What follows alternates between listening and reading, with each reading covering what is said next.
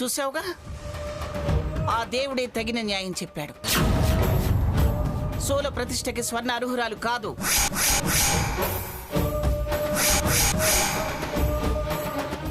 నువ్వే ప్రతిష్ఠించు.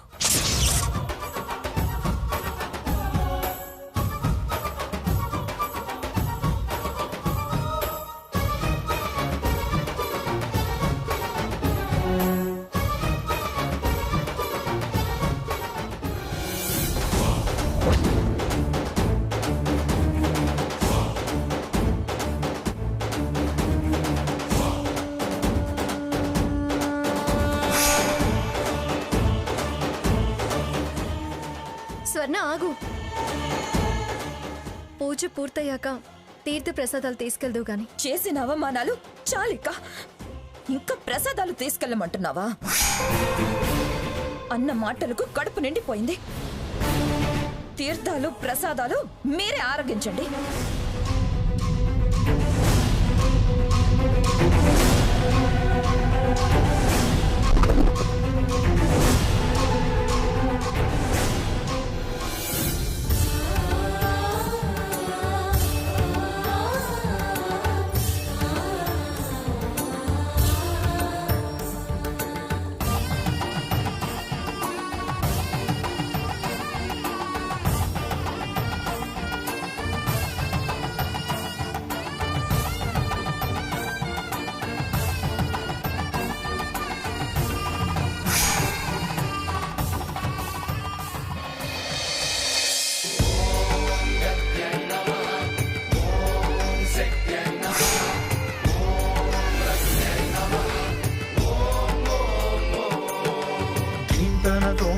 ధీంతన తోంతన నటరాజుకి నట భంగిమవో, ధీంతన తోంతన శంకరునికి సంకీర్తనవో.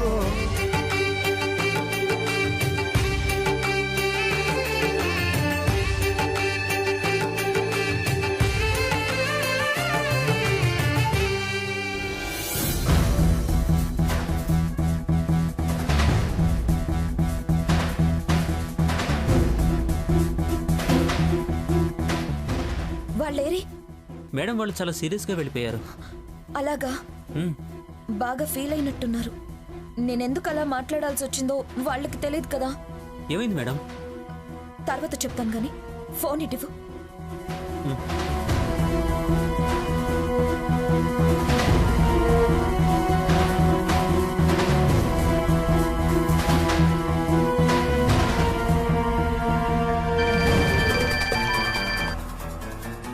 స్వర్ణ ఫోన్ చేస్తుందంటీ. ఎందుకట మళ్ళీ ఫోన్ చేయడం? లిఫ్ట్ చేస్తే కదా తెలిసేది. ఏంటో అడుగు, ఏం చెప్తుందో విందాం. హలో. ఏంటి నన్ను ఒక్కదాన్ని వదిలేసి అలా వెళ్ళిపోయారు? ఒక్కదాన్నే వదిలేయడమేంటి? నువ్వు మీ వాళ్లతో కలిసావు కదా. మమ్మల్ని పరాయి వాళ్ళని చేసి పరాభవం చేసి పంపి ఒంటరిదాన్నంటావే. అయినా చేసింది చాలేదా? మళ్ళీ ఎందుకు ఫోన్ చేసావు? ఏం మాట్లాడుతున్నావే? నేను వాళ్ళతో కలవడం ఏంటి? లేకపోతే ఆంటీని అంతలా ఎందుకే ఫూల్ చేసావు? అలా ఎందుకు మాట్లాడావు? జరిగింది మీకు తెలీదు. ఏంటి అప్పటిదాకా నీతోనే ఉన్నాగా, మాకు తెలియదేంటి? ఆంటీ ఇంట్లోకి రాగానే నేను బయటకు వద్దాం అనుకున్నాను.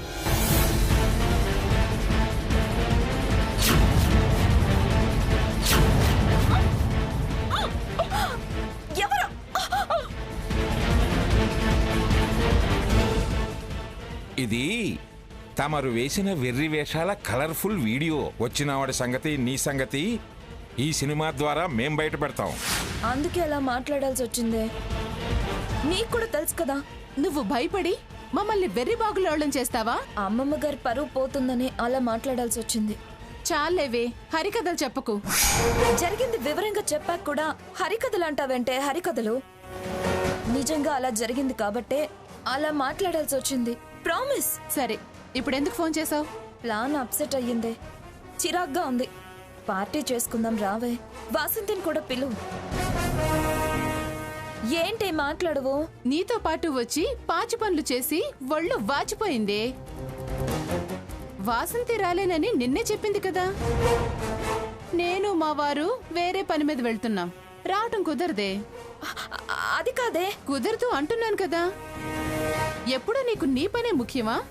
మా గురించి ఇక ఆలోచించువా? మేము ఆలోచించకూడదా? మా వారితో నేను సరదాగా గడపద్దా?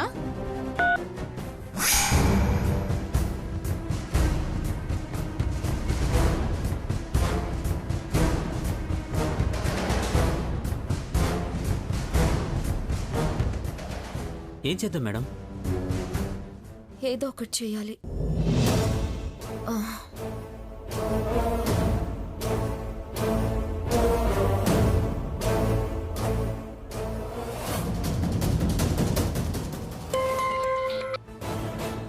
అదే నాకు ఫోన్ చేస్తుంది. ఏంటి మళ్ళీ నాకు ఫోన్ చేస్తున్నావు? ఎందుకు? తలదించుకుని వచ్చేలా చేసావుగా.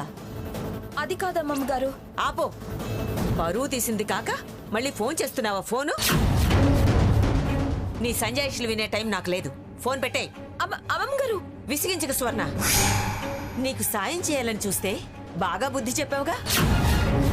చాలు, ఇక నువ్వేం చెప్పొద్దు, నేను వినను. అమ్మమ్మ గారు.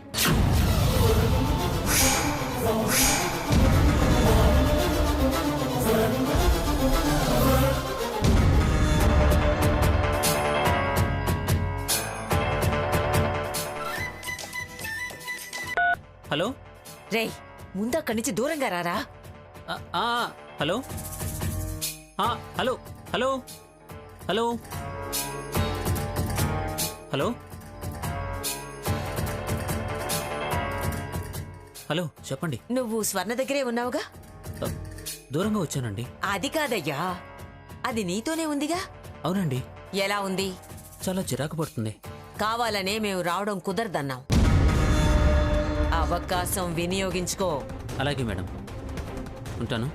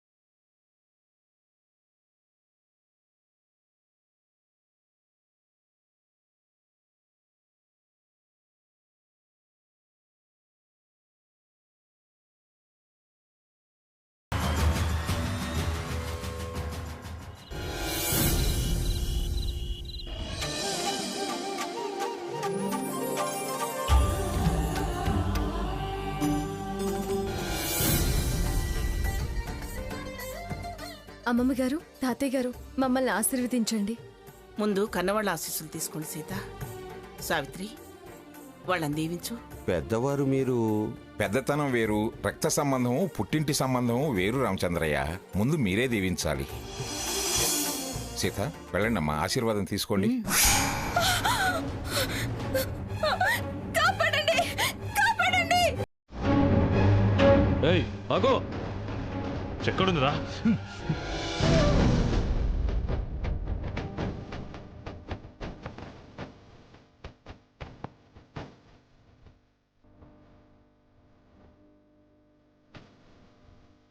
వారి ఆశీర్వాదం తీసుకోండి.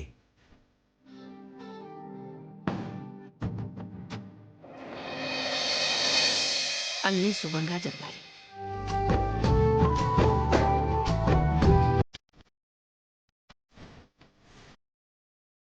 వెళ్ళండి, అఖండ జ్యోతి తీసుకుని గుడికి బయలుదేరండి. అలాగే అమ్మమ్మ గారు.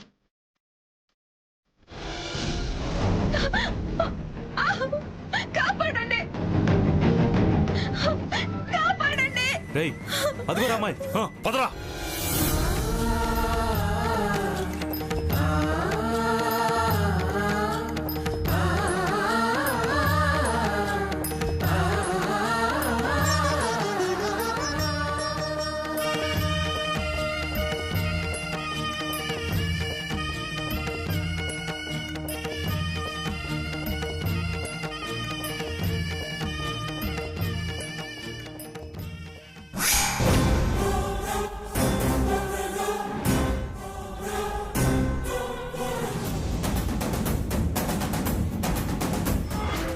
అమ్మమ్మ గారు ఇక మేము వెళ్ళొస్తాం.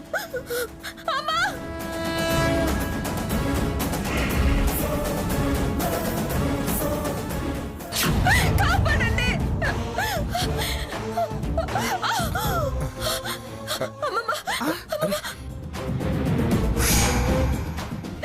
ఏమైందమ్మా? రే సకేత్, ఎవరో చూడు. సకేత్, చూడరా.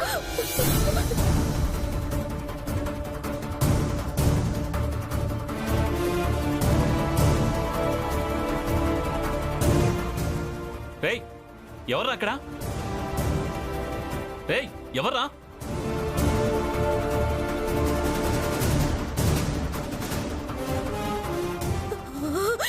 ఊరుకో సోనా, ఊరుకో.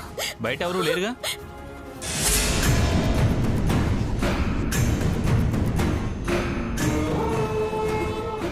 రాక్షసులు నన్ను అమ్మమ్మ నన్ను ఏమిటమ్మా? ఎవరు వాళ్ళు?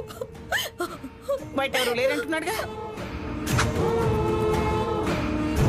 ఏమిటే బయట ఎవరు లేరని వాడు అంటున్నాడు. ఇదో కొత్త నాటకమా? నాటకం కాదమ్మమ్మ, నరకం. నరకం అంటే ఏంటో తెలుసుకున్నాను. ఇప్పటిదాకా నేను మీకు చేసిన ద్రోహం అర్థం కాలేదు. నన్ను క్షమించండి. నన్ను కావాలనుకున్న వాళ్ళని కాదని నమ్మక ద్రోహులు నా వాళ్ళని నమ్మి వెళ్ళాను. నా పాపం నన్ను వెక్కిరించింది. నేనెంత పాపిష్టిదాన్నో నాకు అర్థమయ్యేలా చేసింది. అందుకు తగ్గ ప్రాయశ్చిత్తం జరిగింది. నా కళ్ళు తెరుచుకున్నాయి. అందుకే మీ కాళ్ళు పట్టుకోవడానికి వచ్చాను. నన్ను క్షమించండి. పోవే, నువ్వు నీ పాపం ఎప్పుడు తెలుసుకుంటావే? నీ మాటలు నమ్మే స్థితి నువ్వే పోగొట్టుకున్నావు. ఏదో పాపిష్టి ఆలోచనతోనే మళ్ళీ ఇలా వచ్చావు.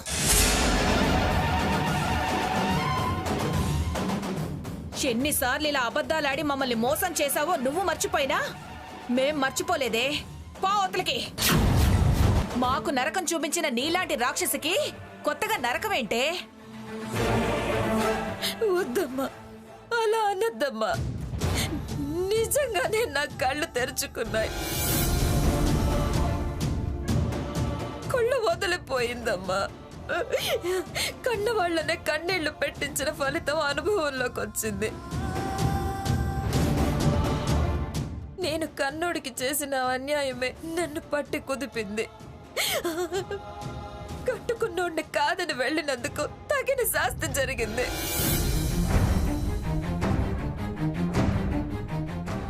అయిన వాళ్ళందరినీ కాదనుకున్నందుకు మంచి గుణపాఠమే నేర్చుకున్నాను.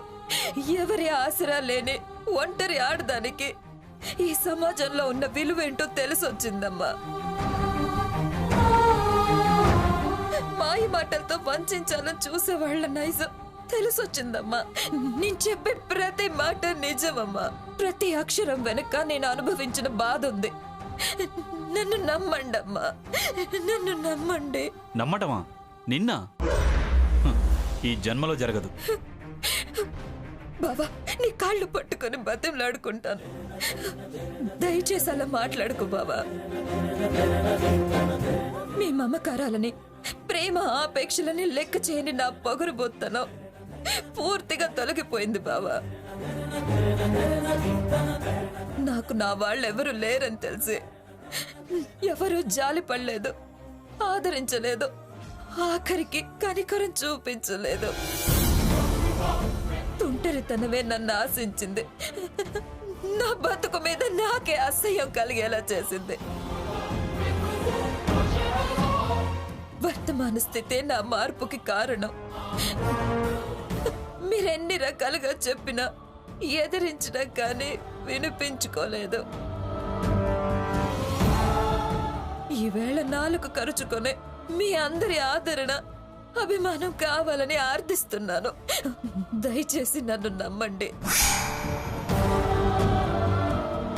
మా అందరి సహనం చచ్చాక, నువ్వు మా మనిషివని చెప్పుకోవడానికి సిగ్గుపడే పరిస్థితి వచ్చాక, నీకు మళ్ళీ ఇక్కడ చోటు, నువ్వు వదిలేసిపోయిన స్థానం నీకివ్వడానికి మా మనసు అంగీకరించడం లేదు. మమ్మల్ని బజార్కి ఇచ్చావు, మాకే మా స్థానం ఏమిటో ఎక్కడో తెలియటం లేదు. ఇంకా నీకేం చోటు ఇవ్వగలం?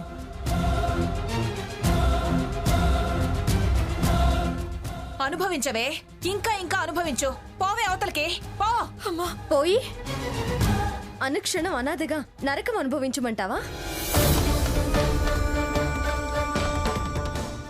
ఎందుకలా మాట్లాడుతున్నారు? అమ్మా, పిల్లలు చెడ్డ పని చేయొచ్చు, మందలించేది మార్పు కోసమే కదా.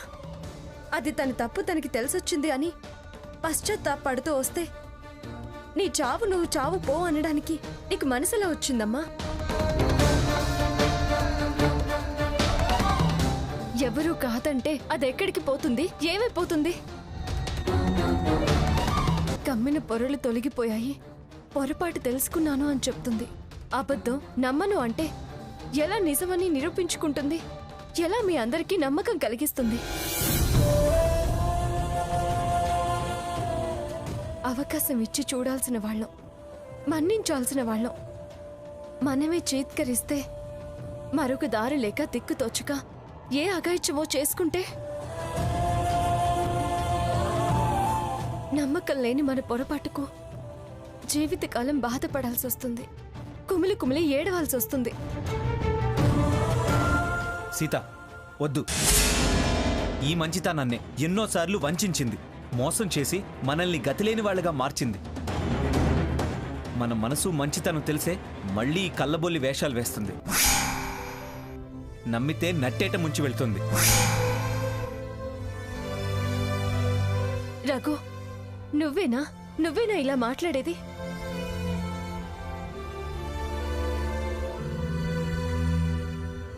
దాని కళ్ళలో భయం, ఒంట్లో వణుకు, అది ఏ పరిస్థితిలో వచ్చిందో కూడా చూస్తూ అలా ఎలా మాట్లాడగలుగుతున్నావు? తను చేసిన గాయాలు ఇంకా మానలేదు కనుక, చాలా పచ్చిగా ఉన్నాయి కనుక, తను పెట్టే బాధ అనుభవిస్తున్నాం కనుక.